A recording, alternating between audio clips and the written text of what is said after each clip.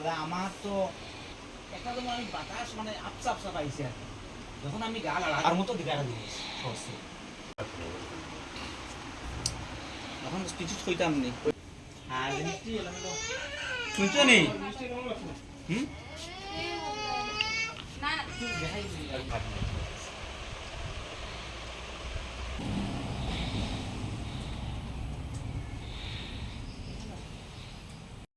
সবাইকে আমি পীযুষ নাথ বাবা শ্রী পরেশচন্দ্র নাথ লক্ষ্মীনগর গাঁওসভার 4 নং ওয়ার্ডের বাসিন্দা। তো প্রত্যেক দিনের ন্যায় আমি গতকালকে খাওয়া দাওয়া করে আমরা প্রায় 10:30 11টার দিকে শুয়ে পড়েছি। তারপরে রাত্রে 2:30 থেকে 2:45টার সময় বাইরে যাওয়ার জন্য উঠেছি।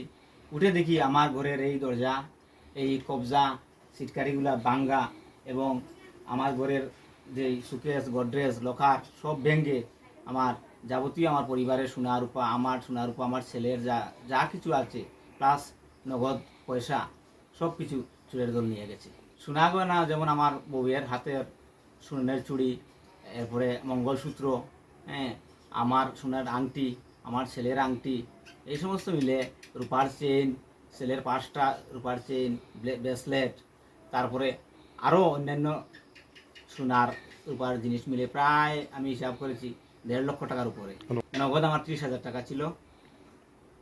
ওই মাটির ডেপা থেকেও আরও 5-7 হাজার হবে, এটাও ব্যাংকে নিয়েছে। তাতে আমি পুলিশকে ওসি বাবু সমরেশ দাস মহাশয়কে ফোন করি এবং উনি যথাক্রমে ওনার স্টাফ পাঠান, ওনারা এসে ইনভেস্টিগেশন করে গেছেন। অদ্য হয় নাই, তবে এর আগে হয়েছে আমাদের লক্ষ্মীনগরের 1 নম্বর ওয়ার্ডে হয়েছে, সেম অবস্থায় চুরি হয়েছে।